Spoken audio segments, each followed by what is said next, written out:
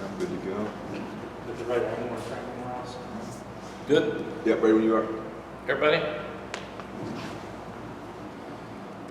Very impressed with this class. All of us are navigating different waters now with NIL and the transfer portal with roster management and the way recruiting is going and being handled now. I'm really proud of our Hills for Life and that they're going by the rules and they're doing NIL right.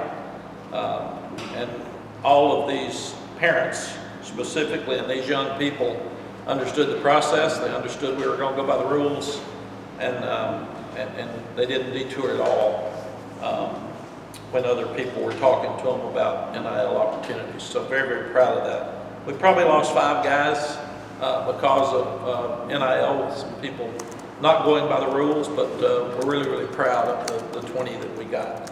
And then we'll add some more transfers to this roster.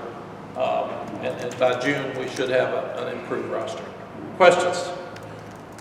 When you say you lost 5 guys, can you clarify on that? Was that the guys that decommitted or guys that both. couldn't kind of? Both.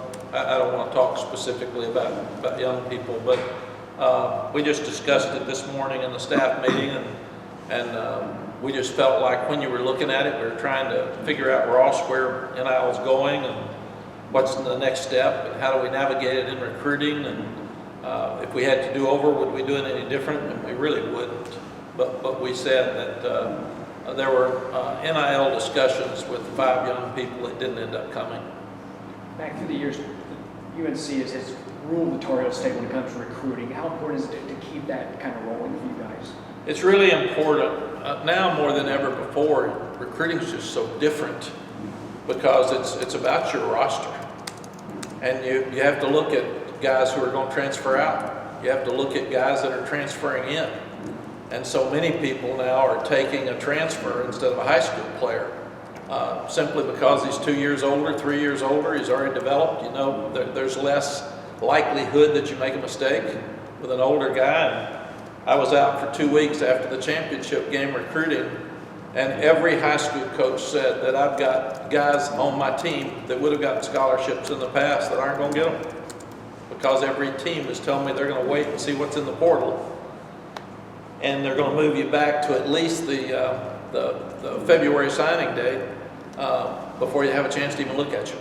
So it's high school coaches are really worried about the future of recruiting for the great players are going to get scholarships, but the good players that would have gotten scholarships. One coach told me, I've got 8 kids that would have gotten scholarships 2 years ago that aren't going to sign today. So I'm really, really concerned about high school recruiting for that reason. Going back to losing some guys because of NIL, how much does that change the pool of kids that you go after? Because you know some of these kids, it's pretty obvious they're looking for a lot, and so you're not going to waste your time with those guys. So is your pool smaller now than it used to be? Yes, absolutely. And it's even more reason, Andrew, for us to stay in the footprint. We want guys that want to come to North Carolina. We want guys with good grades. We want guys that want to get a degree from here. And we have a really good Hills for Life program that will help young people on our team with opportunities after they get here and they earn it like the rule says you're supposed to do. But if people are starting to ask for that before they get here against the rules, that's not who we are. So typically in the past, you would look at a kid's transcript and some other things first. How quickly is whatever their NIL demand or desires are in that process? It's all of it's a part of it now, but we had a long discussion. We looked at our whole team and who they are and why they're here. And then we looked at the recruiting class that we had offered. And then we looked at who came and who didn't. And we said it's a very clear distinction on who we need to continue to recruit. And then we put those values up and said, here's who's going to come here now. And that's just who we are. So we've got to figure that out. And I'm really, really proud of this class. You can see they're a good class. It's probably as good as the classes we've had in the past. Just won't have as much splash, but they're really good players. If I could stay on that real quickly, you may not have enough intel yet, not enough years of doing this, but would you find maybe that the kids who don't demand as much, aren't as interested, are less likely to leave? Are they maybe a different kind of kid to have in the program? all of us are in the process of looking at that, Andrew. What's going to happen with NIL? What's going to happen with the people that are just giving them money up front, and they haven't earned it, and they're not going by the rules? And it'll be very interesting to see. I thought I'd love to see a survey of how many kids flipped on signing day and didn't even call the school they were committed to, and see how they panned out. There's just certain things like that. So we're not going to change who we are in recruiting. We're going to still go after the same young guys. And this class proves that you can still be successful by not having to go in a direction that you don't believe in, and one that's not within the rules. So I'm really, really proud of this class. Mack, doubling back to kind of the challenge for high school kids that might get overlooked now. How much of that do you feel like is going to maybe filter out once kind of that COVID year of extra eligibility for everybody, ends? See, it's a good point. I think it'll change some, but I think, again, the transfer portal is going to continue to hurt the high school player, because if you've got a coach that's in some trouble and he's got to win next year, he's not worried about that 23 recruit that's going to take 3 years to play. The other thing that I'm worried about that's happening with all of us, it's happening with fans, but it's also happening with coaches, is for whatever reason, we've got less patience than we've ever had before. And I said this the other day, we're expecting an offensive lineman to come in and play as a freshman. Most offensive linemen don't even play their third year. But now it's easier to go get a senior offensive lineman than wait on that freshman or sophomore to grow up. So I'm just concerned that we've lost our patience. Everybody's got to win now. People are getting fired faster than ever before. People are more angry than ever before. So we've got to be really, really careful that we don't take some shortcuts to try to get to that place without building a program. I'd still rather build our team of high school players and supplement with transfers. I don't want to be just a transfer program. You mentioned the class lacking a splash.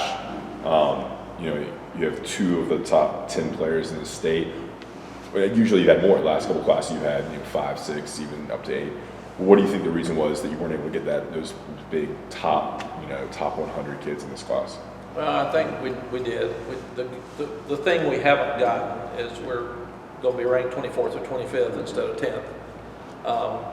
And some of that depends on the kids in your state.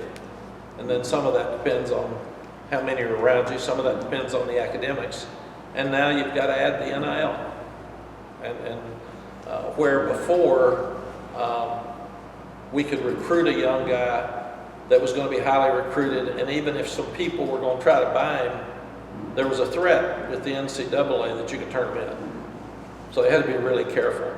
Now, it's just the Wild Wild West. So we're not into that. So there's no question that those 5 guys I'm talking about would have put us in that class that you're talking about. But we're going to be different moving forward than we've been in the past. What do you really like about this class? What do you think are the key things that stand out with how you are? The character, the academics, the speed. If you look, the defensive backs can all cover and then catch. The linebackers are downhill and physical. The outside backers are great pass rushers. You got 2 big bodies inside that can run. Offensively, all 3 offensive linemen can play all 5 positions because we're trying to get more athletic and make sure that they're aggressive but athletic. Quarterback's best in the state. The running back's one of the best in the country. He's averaged 10.8 yards per carry, and 3 wide receivers can all come in and play, in my estimation, and the tight end looks great. So I think, again, some of the guys were under recruited or under evaluated and recruited. You watch that video, it looks pretty good. You mentioned that evaluation. I guess this is your 5th class, 19 sort of half and half, 20 and then COVID.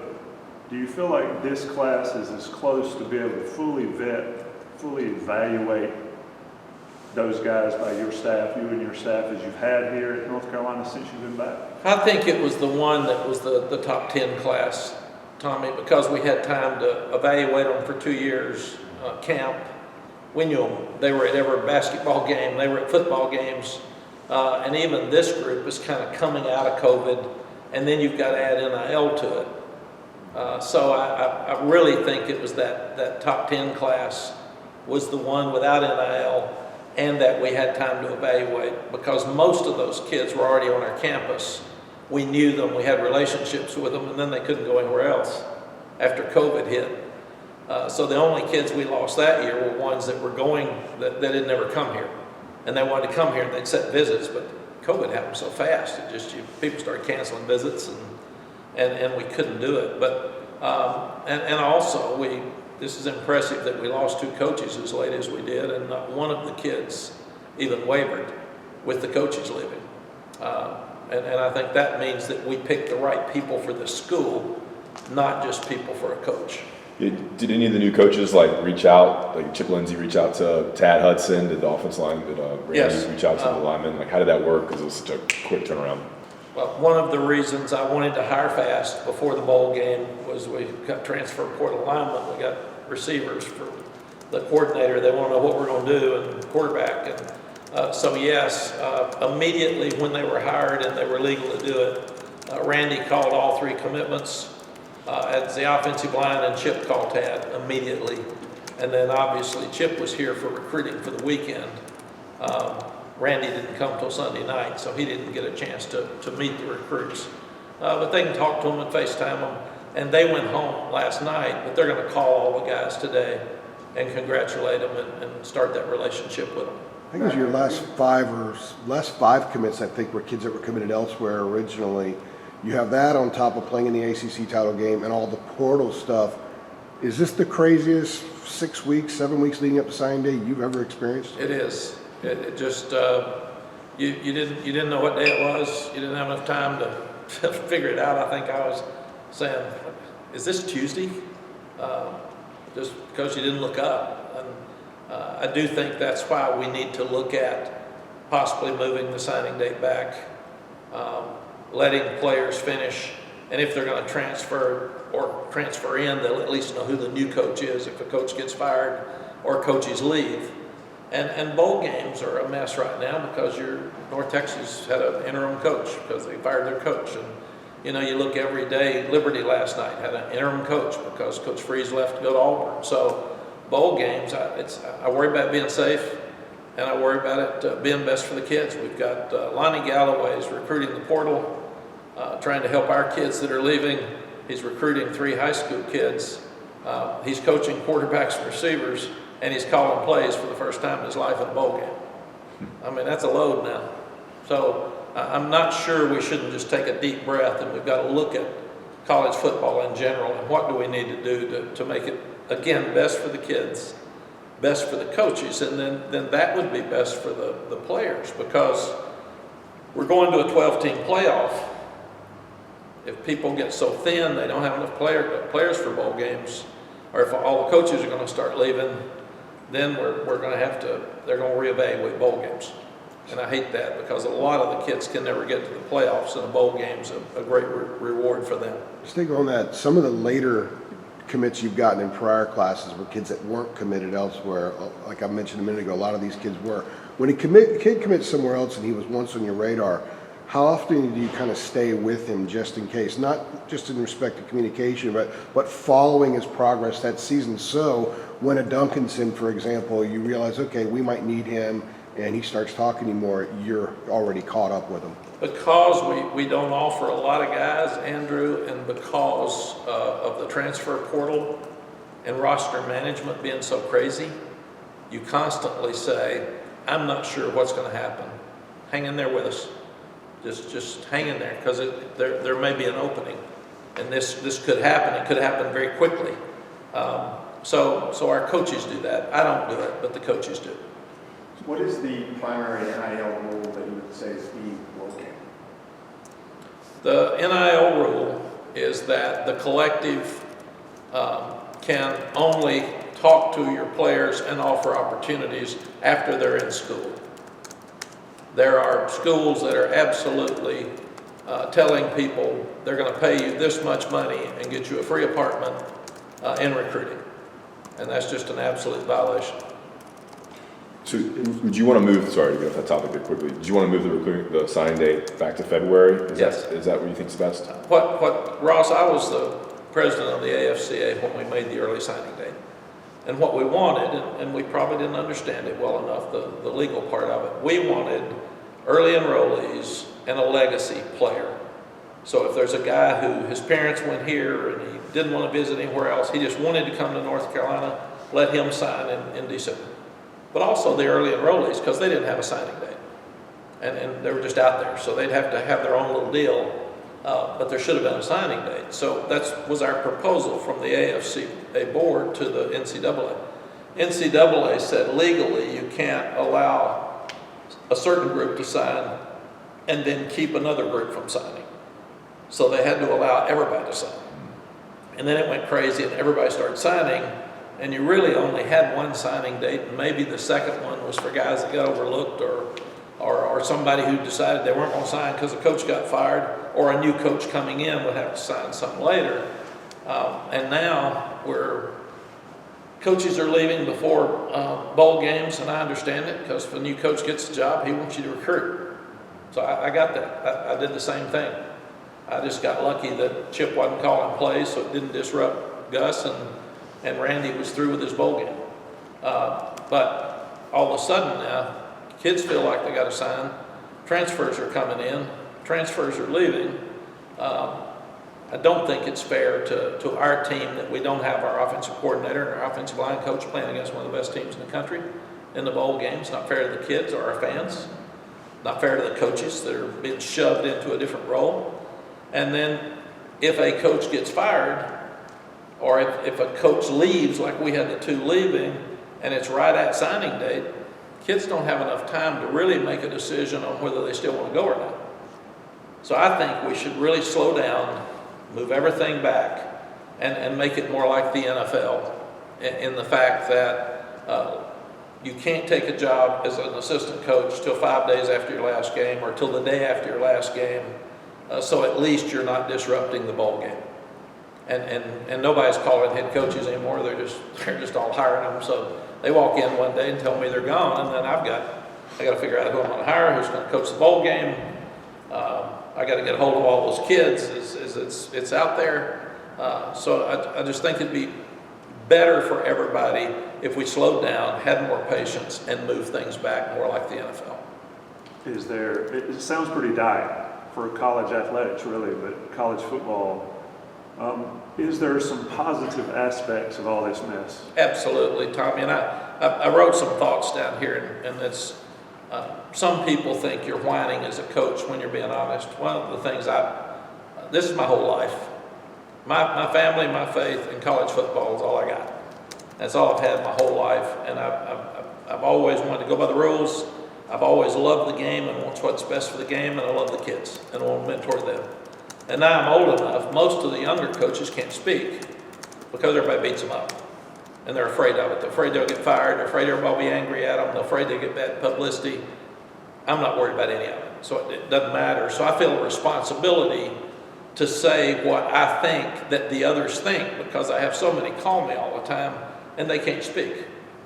So I thought about this. You think about the transfer portal. It's really positive for a guy that's a second or third team player, been here 2 years, not playing as much as he wants to, and he can find a place to go to be happy.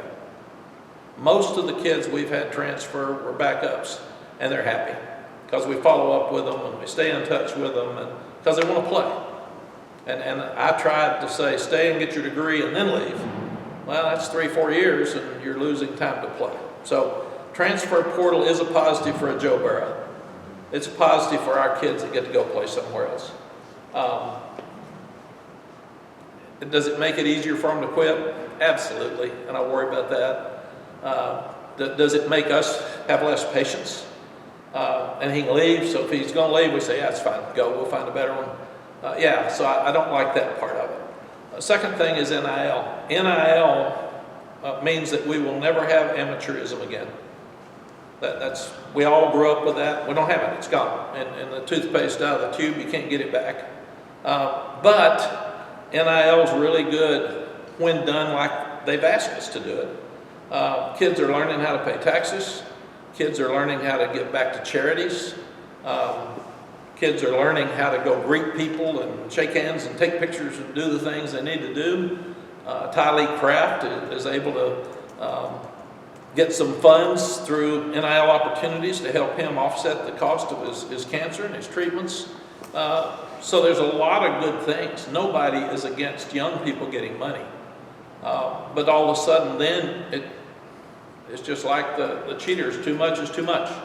And it's not whining, it's fact. And what is too much money for a young person?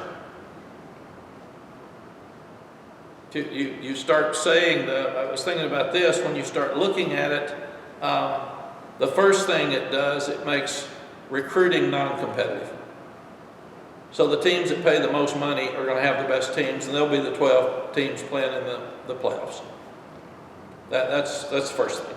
So it's going to change college football. We've always had an upper echelon, but every now and then somebody can slip in there. I think that's going to change unless we get the rules. The rules aren't bad, it's just that people aren't going by them in some cases.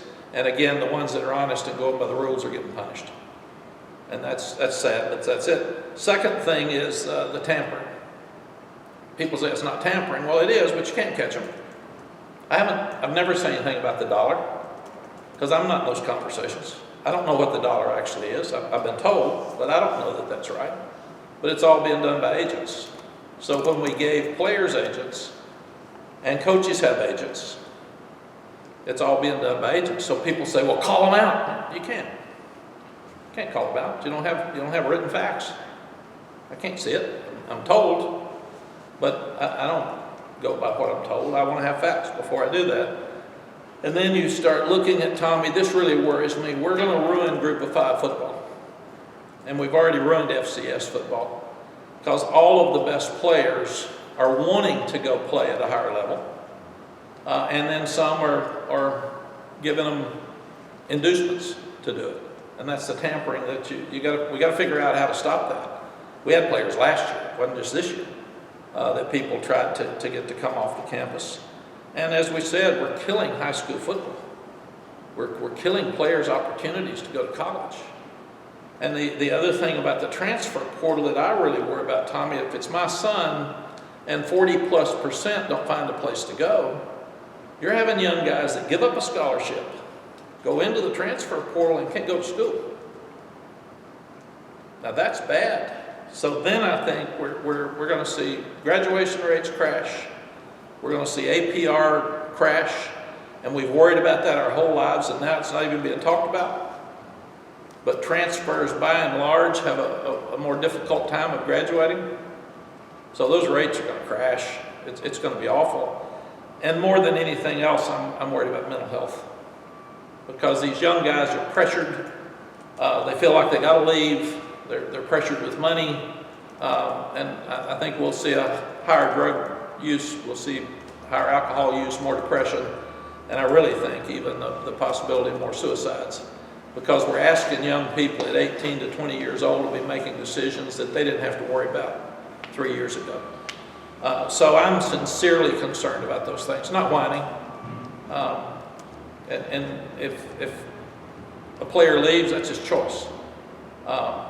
I'd rather him make that choice than people calling him and giving him options to make that choice. That's all I'm saying. Do coaches make choices? Yeah. But they at least have to go through a process and have a contract. And that's, I think we're headed more toward a salary cap. I think we're headed more toward the NFL.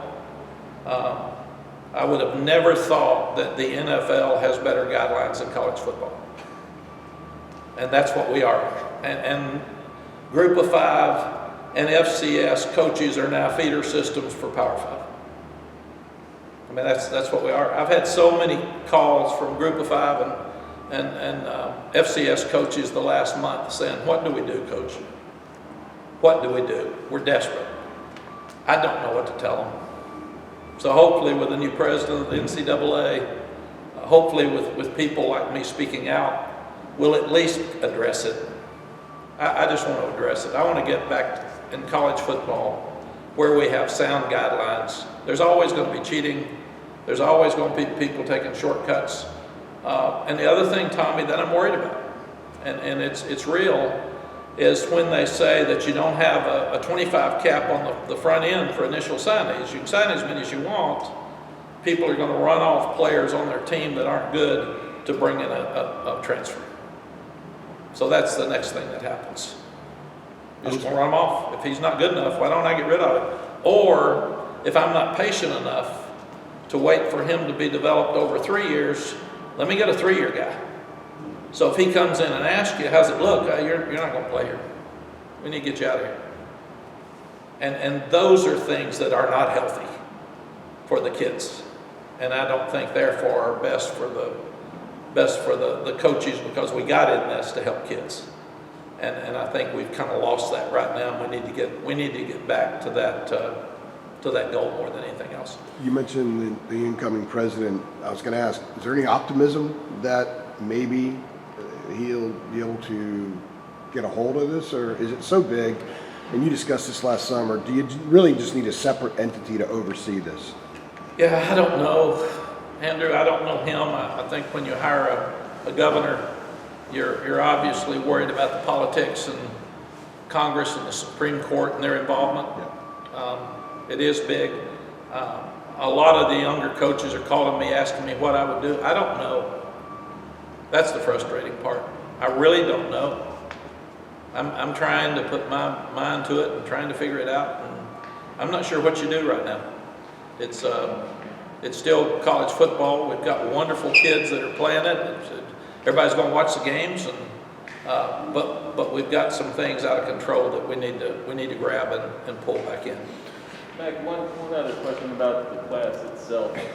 Is there anybody who you see as maybe having an opportunity to make an immediate impact, or is it all more just development and down the line? It's usually by position. We're thin in the secondary, so those guys would have a chance. The 3 wide receivers, you can play wide receiver faster normally than you can some other positions.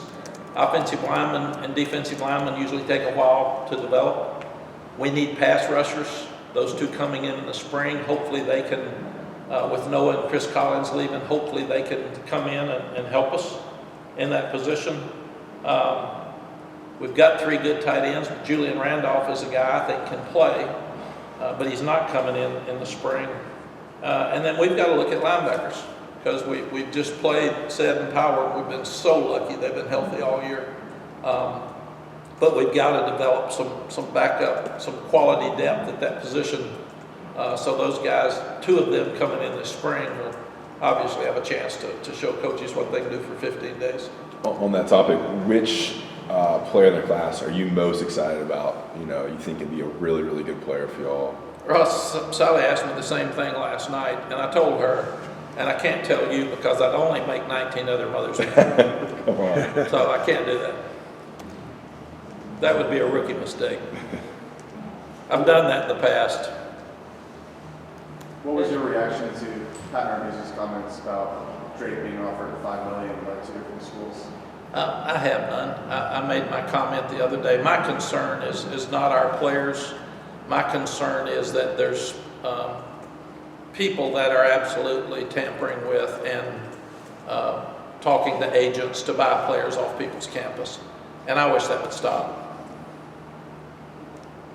Just to clarify too on Caleb Cost, so will he end up missing spring practice when he's here to be with the baseball team? Another good question, CL. What we've done in the past is if he can do what he wants to do, he'll go play baseball. He'll be with Coach Forbes. And then if there's a Saturday they're not playing, or we practice in the morning, if he wants to come out and practice in the morning and then go play baseball in the afternoon, we've allowed baseball and track guys to do that. So really, Coach Warren and Coach Forbes will get with Caleb. We don't want to overload him. We don't want to beat him down because he's got too much. We don't want to affect his academics. But we're going to let those 2 sit down with him and him decide what he wants to do. He is definitely going to play baseball? Absolutely. Because there have been guys who come here going to play basketball and never play. Like Chaz has played basketball, never played. Keyshawn has played basketball, never played. Yeah, and Ross, it'll be his decision, but he had an official visit with our baseball team. and they really want him, and he's really good. So the only reason he wouldn't play baseball if he decides it's just too much, or I can't miss any spring practice, I need to get better, but he loves baseball. So I see him actually doing it. What if he makes baseball a priority? Then they get that scholarship. If he's better at baseball. Yeah, no, if he's better at baseball, what I've learned is that you tell people their options and they make those decisions. You had a few baseball players in your football roster when you were here before, right? We did. Derek DePriest was a pitcher. Dre actually played. Dre played. You had a linebacker, didn't you, also play baseball? We had a running back that was a first pick with the Yankees. God. Yeah. Godwin. He was fast. He was a great. He's so fast, and he went for baseball. So Cost could be drafted Yeah, and could go that way, and then you bring in the whole NIL discussion to. yeah. No, but that's absolutely the truth, and he feels like that he wants to come here and play both sports, regardless of his draft. But obviously, we had Quan Cosby at Texas, and he was picked as a high draft choice in baseball and went to play. And then 3 years later, we signed him again and brought him back in to play football. And he had a great career for us. The baseball kids are getting a lot of money now. Yeah. Who are the 10 early enrollees again? Can you give us those names? Yes. I got him right here. Okay, Paul Billups, Okay.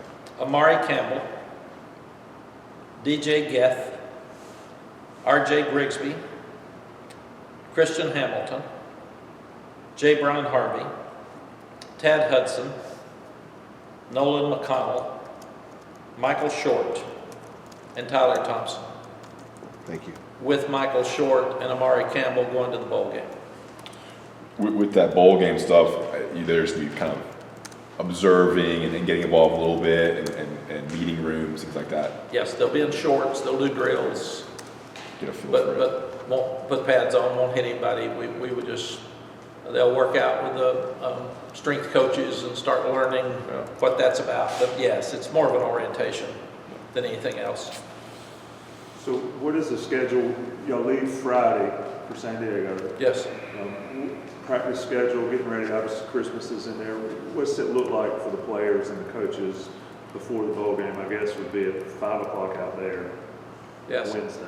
Tommy, we'll work back days like we do for a Friday game. This is a Wednesday game. You get there Friday, so you start working back to Tuesday would be Friday, Monday would be Thursday, Sunday would be Wednesday, Saturday would be Tuesday, so it's a very, very short week. And we'll practice, I think we practice from like 11 to 1, and then they have, they go to the zoo one day, you go to SeaWorld one day, you go to a ship, and let them tour the ship one day. Those are the 3 events they have. So it's going to happen fast. It's a great city. Yeah, They will enjoy that part of it. yeah. And that's your point about the bowl games. It is. They've got to have fun. And last year I think we were beaten down and weren't excited about playing the game, which is my responsibility. This year we got so many guys coming back that they're going to play hard. Everybody thinks Oregon's got a better team, and they're really good. I got scared talking to our coaches. How about tailbacks, man? They're real fast. What about the receivers? They're great. What about the offensive line, man? They can knock you around. They look like Clemson. And the quarterback's one of the best in the country. So tight ends are really good too. They use them really well. And I said, great, guys. I'm excited. But again, this will be another good measuring stick for us to see how far we got to go to get where they are. We want to be Clemson. We want to be Oregon. We want to be Notre Dame, and we got to take another step. Anything else? Appreciate it. Thank you.